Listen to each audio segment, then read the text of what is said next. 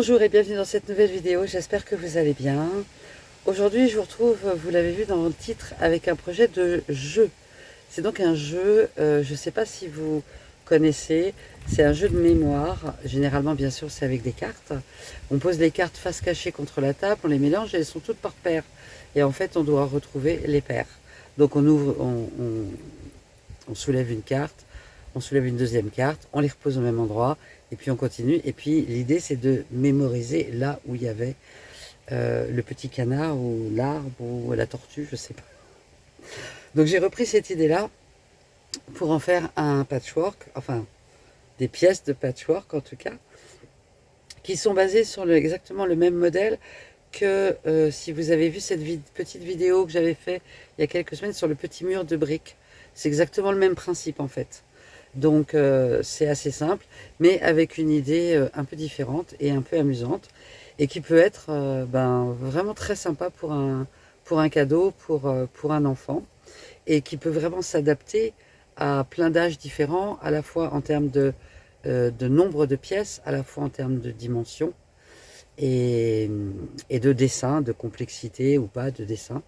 Donc j'espère que ce tutoriel va vous plaire. Si c'est le cas, pensez à mettre un petit pouce j'aime, à vous abonner si ce n'est pas encore fait, et à poster vos messages dans les commentaires. Et bien, place au tutoriel. Alors, pour ce projet plutôt sympa de jeu de mémorisation, je suis partie sur le thème de Noël et sur des chutes de tissu. Donc j'ai regardé ce que j'avais en termes de chutes de tissu, et j'ai trouvé de quoi faire 10 paires. Donc on a 2 fois pour chaque paire, bien sûr, on a 2 fois le même motif. Alors pas au millimètre près, hein. Oh, hop. Avec des petits pièges évidemment, parce que pour les enfants c'est aussi important quand même de faire des choses. Donc il y a 3 pièces rouges, 2 pièces vertes qui se ressemblent un petit peu. Bon, celui-là il est très différent. Ok, alors vous pouvez faire le nombre de pièces que vous voulez, évidemment. J'ai fait 10 pièces x 2 parce que c'est ce qui correspondait à mes chutes de tissu. Pour le dos, j'ai sorti ce tissu-là qui est un rouge plutôt bordeaux, de façon à vérifier que j'ai bien aussi, c'est des chutes de tissu, que j'ai bien assez. Donc la première chose à faire, ça va être de les dimensionner toutes de la même façon. Parce que là, j'ai coupé un peu comme je pouvais. Donc je vais tout redimensionner. Alors le dénominateur commun, parce qu'il y a des pièces qui sont plus petites que d'autres, ça va être 2,5. Donc je vais faire des carrés de 2 inches et demi. C'est-à-dire, je ne saurai jamais par cœur, 6 cm environ. 6 cm et demi.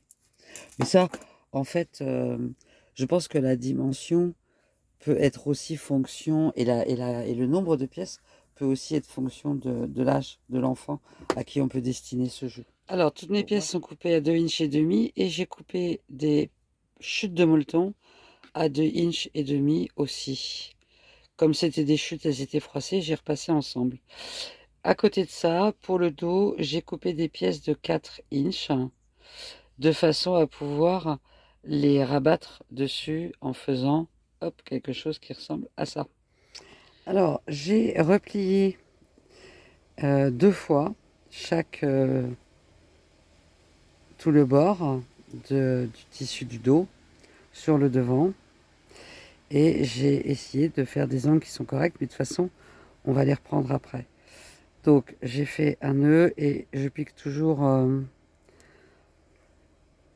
petit peu vers l'intérieur, comme ça on voit pas le nœud. Donc je vais commencer par l'angle. Alors bien sûr on le refait, on le ferme correctement.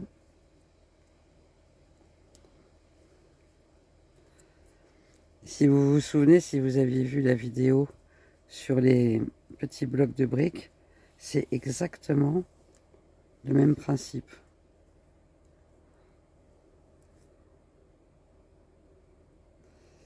Comme ça va être entre les mains d'enfants, je pense que c'est bien de faire quelque chose d'un peu solide.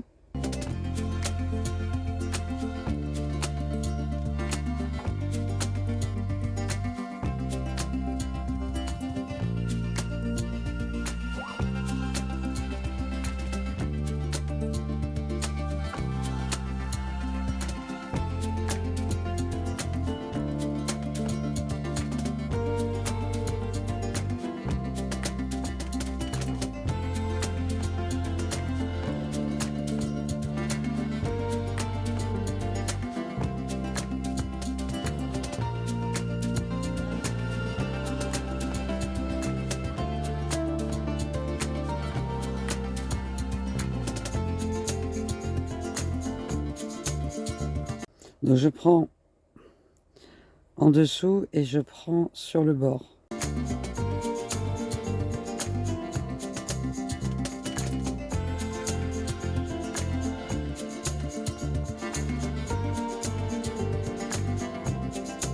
Et je ne pique pas derrière.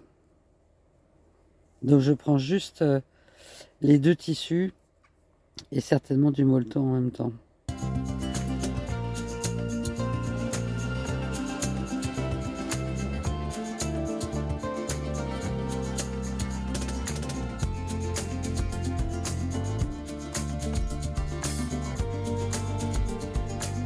Et vous voyez, on voit pas les points ou à peine. Mais on peut s'amuser à le faire par-dessus comme j'avais fait pour les briques.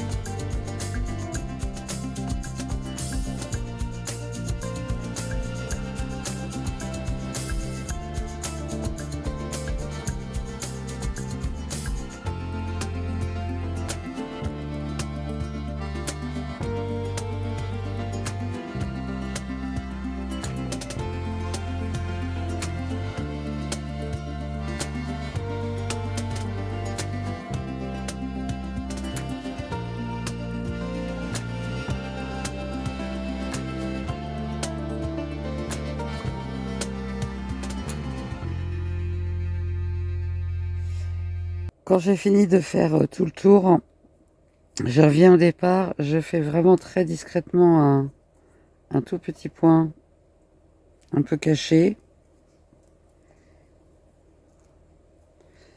Et je viens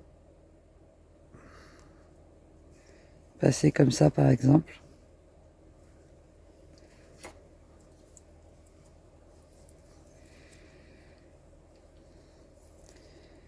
Je tire un peu. Et voilà. Alors, je l'ai fait à la main en point a priori à peu près invisible. Je suis en le faisant, je me dis que comme c'est quand même des choses qui vont être utilisées par des enfants, voire des petits-enfants, on les connaît, peut-être que ce serait mieux de faire à la machine pour que ce soit plus solide, peut-être, selon comment vous vous sentez si vous voulez le réaliser. Bon, je ne suis pas une très bonne élève parce que je n'ai réussi cette semaine à faire que deux des pièces sur les 20 que j'ai prévues. Donc il y en a 2 qui sont cousus réalisés. Donc il y a un petit Père Noël et puis des petites étoiles sur un fond rouge. Donc si vous vous souvenez le principe du petit mur de briques, tout ça c'est replié 2 fois, c'est cousu à la main.